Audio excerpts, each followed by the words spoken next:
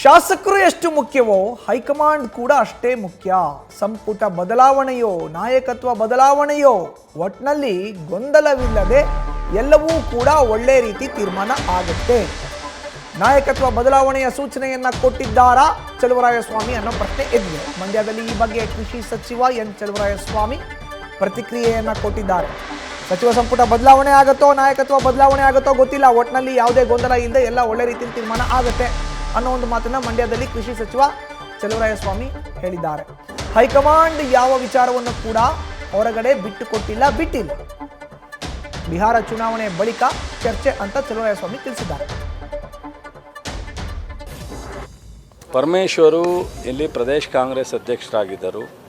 ಅವರು ಭಾಳ ಸೀನಿಯರ್ ಇದ್ದಾರೆ.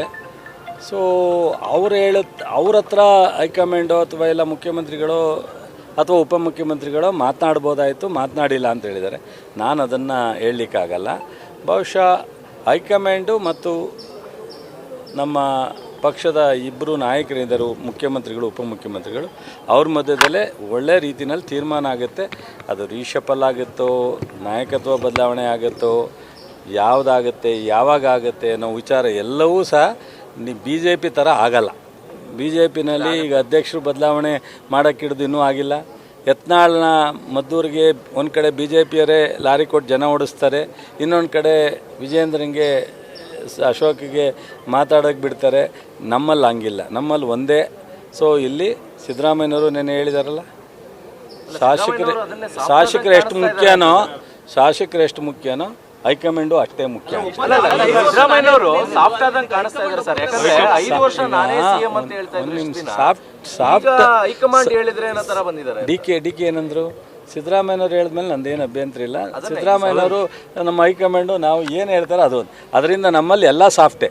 ಹೈಕಮಾಂಡು ಮತ್ತು ಶಾಸಕರು ಹೇಳ್ದಂಗೆ ಅಂತ ಹೇಳಿದ್ದಾರೆ. ಹೈಕಮಾಂಡ್ ಏನು ತೀರ್ಮಾನ ಮಾಡುತ್ತೆ ಸೊ ಅದರಿಂದ ಸಾಫ್ಟ್ ಏನೂ ಯಾರಿಗೂ ಏನೂ ಮಾಡಿಲ್ಲ. ಸೊ ತೀರ್ಮಾನ ಒಳ್ಳೆ ರೀತಿಯಲ್ಲಿ ಆಗುತ್ತೆ ವಿನ ಯಾವುದೇ ಗೊಂದಲ ಆಗಲ್ಲ. ಅದರಿಂದ ನಿಮಗೆ ವಿರೋಧ ಪಕ್ಷದವರಿಗೆ ಯಾವ ಕಾರಣಕ್ಕೂ ನ್ಯೂಸು ಹೆಚ್ಚಿಗೆ ಖಾರವಾಗಿ ಸಿಗಲ್ಲ. ಅದು ಏನು ತೀರ್ಮಾನ ಮಾಡ್ತಾರೋ ಏನು ತೀರ್ಮಾನ ಮಾಡಬೇಕು ಅಂತಿದ್ದಾರೋ ಹೈಕಮಾಂಡ್ ಗೊತ್ತಿಲ್ಲ. ಇದುವರೆಗೆ ಹೈಕಮಾಂಡು ಪರಮೇಶ್ವರ್ ಹೇಳ್ದಂಗೆ ಯಾವ ವಿಚಾರವನ್ನು ಹೊರಗಡೆ ಬಿಟ್ಟಿಲ್ಲ, ಯಾರ ಹತ್ರನೂ ಚರ್ಚೆ ಆಗಿಲ್ಲ, ಯಾರಿಗೂ ಸಂದೇಶ. ಅವರು ಬಿಹಾರ್ ಚುನಾವಣೆ ಮುಗಿದ ಮೇಲೆ ಸೊ 2.5 ವರ್ಷಕ್ಕೆ ರೀಶಫಲ್ಲು ಬಹುಶಃ ಇಲ್ಲಿಂದ ಅನೇಕ ಬಾರಿ ಆಗಿದೆ. ಅನೇಕ ಪಕ್ಷಗಳ ಆಡಳಿತ ಬಂದಾಗಲೂ ಆಗಿದೆ ಬದಲಾವಣೆ. ಈ ಸಂದರ್ಭದಲ್ಲಿ ಏನೇನು ಚರ್ಚೆ ಆಗುತ್ತೋ ನವೆಂಬರ್ 20ನೇ ತಾರೀಕು ಮೇಲೆ ರೀಶಫಲ್ ಆಗುತ್ತೆ ಅಂತ ಮುಖ್ಯಮಂತ್ರಿ ಅವರು ಹೇಳಿದ್ದಾರೆ ಸರ್. ಹೌದು, ಆ ಸಂದರ್ಭದಲ್ಲಿ ಏನೇನಾಗುತ್ತೆ, ಯಾರನ್ನು ಬದಲಾವಣೆ ಮಾಡ್ತಾರೆ, ಯಾವ ಖಾತೆ ಬದಲಾವಣೆ ಆಗುತ್ತೆ, ಮಂತ್ರಿ ಡ್ರಾಪ್ ಆಗ್ತಾರೆ, ಯಾರು ಹೊಸಬರು ಬರ್ತಾರೆ, ಎಲ್ಲವೂ ಆ ಟೈಮ್ನಲ್ಲೇ CMಗೆ ಅಧಿಕಾರ ಇರೋದು. CM ಹೈಕಮಾಂಡ್ ಜೊತೆ ಮಾತಾಡ್ತಾರೆ. ನ್ಯೂಸ್ ಫಸ್ಟ್ ನಿರ್ಭೀತಿಯಿಂದ ನಿಮ್ಮ ಪರವಾಗಿ.